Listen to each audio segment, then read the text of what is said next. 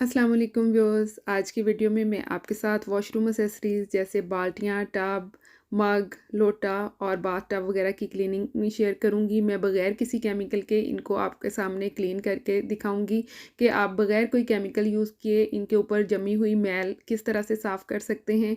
इन चीज़ों को भी अगर मंथ में एक बार क्लीन कर लिया जाए तो ये डिसइंफेक्ट भी हो जाती हैं और साफ़ सुथरी भी हो जाती हैं। तो चलिए वीडियो स्टार्ट करते हैं। मेरे पास ये मोप बकेट जो है ये इसको क्लीनिंग की ज़रूरत है। ये कुछ डर्टी हुई हुई है। इसकी बास्केट में मैल कुचैल फंस जाता है। जब मोप लगाते हैं तो वो गंदे पानी के साथ ये इस तरह की हो चुकी है। मैं ये आपको क्लीन करके दिखाऊंगी कि किस तरह से आप बगैर किसी केमिकल के घर में ही एक लिक्विड तैयार करके उसके साथ इसको साफ़ कर सकते हैं। तो चलिए वीडियो स्टार्ट करते हैं इस बकेट से। और साथ में मैं कुछ वॉशरूम एक्सेसरीज़ भी क्लीन करूँगी आपके सामने। इसके लिए मैंने एक पॉट लिया है, उसमें 1 चम्मच मैंने नमक डाला है। खाने का नमक जो हम यूज़ करते हैं ये डिसइंफेक्ट करेगा, जरासीम को किल करेगा। और साथ में बेकिंग सोडा चाहिए होगा। ये बेस्ट क्लीनर है। जमी हुई मैल कुचैल और चिकनाई वगैरह को ये साफ़ कर देता है। और हमें चाहिए होगा विनेगर, वाइट विनेगर, सफ़ेद सिरका 2 टेबलस्पून। बस इन तीनों चीज़ों को हम यूज़ करेंगे। किस तरह से यूज़ करना है और आपको इसके साथ और क्या-क्या चीज़ें चाहिए होंगी साफ़ करने के लिए, ये सब कुछ मैं इस वीडियो में शेयर करूँगी। ये बबल बनने स्टार्ट हो गए हैं। ये मोप का ऊपर का हिस्सा तो बिल्कुल क्लीन है, लेकिन ये इसकी बास्केट काफ़ी गंदी हुई हुई है। साथ में ये लोटा भी साफ़ करेंगे। इसके नीचे के हिस्से अक्सर गंदे हो जाते हैं, तो इसको क्लीन करने के लिए हमें इस तरह का ब्रश चाहिए होगा। साथ में एक छोटा टूथब्रश यूज़ कर रही हूँ और स्पॉन्ज यूज़ कर रही हूँ। ग्लव्स पहन लें तो बहुत ही अच्छा है। ये देखिए, इस बास्केट से स्टार्ट करते हैं। इसमें काफ़ी ज़्यादा मिट्टी फंसी हुई है, इसमें ज़ंग लग चुका है इसके नीचे के हिस्से को। पहले से पानी से गीला कर लेते हैं ताकि जो मिट्टी जमी हुई है वो थोड़ी-सी सॉफ्ट हो जाए और वो आसानी से उतर जाए।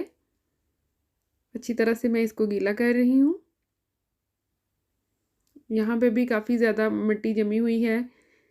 जो अगर वक़्त पे क्लीन ना हो तो ये बड़े-बड़े दाग धब्बों की शक्ल इख्तियार कर लेती है। इसकी ये जो हैंडल है, बास्केट है, सारी चीज़ों में मिट्टी फंसी हुई है।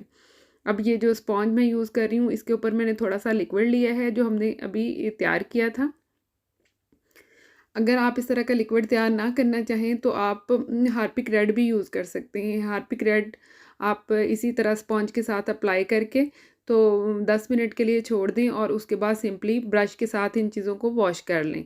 उससे भी बहुत ही अच्छा रिज़ल्ट आता है। लेकिन अगर आप कोई केमिकल यूज़ नहीं करना चाहते तो ये जो हमने एक लिक्विड तैयार किया है ये एनवायरनमेंट फ्रेंडली भी है और ये चीज़ों को क्लीन भी बहुत ही अच्छी तरह से कर देता है। इवन के महँगे केमिकल्स के मुकाबले में ये बहुत ही बेस्ट रहता है और इकोनॉमी भी है।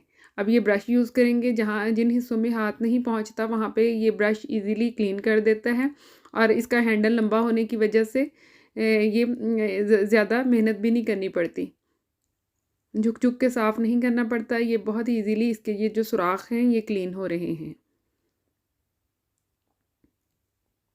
और इसी तरह जहाँ-जहाँ ज़रूरत है अप्लाई करते जाएँगे और ब्रश के साथ इसको इस तरह से करते जाएँगे। अब करके हमने 10 मिनट के लिए मैंने अप्लाई करके छोड़ दिया था और उसके बाद हम इसको वॉश करेंगे। उतनी देर में हम ये लोटा भी क्लीन कर लेंगे। ये देखिए, मैं इसको सिंपली पानी के साथ अब इसे वॉश कर रही हूँ। इसके ऊपर जितनी भी डर्ट जमी हुई थी सब की सब उतर गई थी। अब ये लोटे के ऊपर भी इसी तरह से वो लिक्विड अप्लाई कर दिया है मैंने।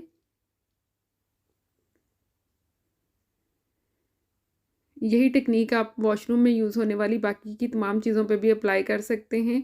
प्लास्टिक की जितनी चीज़ें हैं उनके ऊपर लगे हुए दाग धब्बे साफ़ करने के लिए ये लिक्विड बेस्ट है। आपने जब भी यूज़ करना हो इसको फ्रेश बनाएँ और उसी वक़्त यूज़ कर लें। आप इसे रख भी सकते हैं, लेकिन ये जो बेकिंग सोडा है इसको अगर फ्रेशली यूज़ कर लिया जाए तो ये ज़्यादा बेस्ट रहता है। इसी तरह बाथ टब के भी कुछ हिस्से मैंने इसी तरह से क्लीन किए थे। इस पे येलो निशान जम गए थे और स्टील का ये जो हैंडल था, इस पे भी हार्ड वाटर के निशान थे, वो भी बहुत ही अच्छी तरह से क्लीन हो गए थे। बाथ टब की क्लीनिंग की अलग से मैं वीडियो आपके साथ शेयर करूँगी। ये देखिए, ये भी काफ़ी अच्छा क्लीन हो गया था। आपको वीडियो कैसी लगी? कमेंट करके ज़रूर बताइएगा और वीडियो पसंद आए तो लाइक कर दीजिएगा। अल्लाह हाफ़िज़।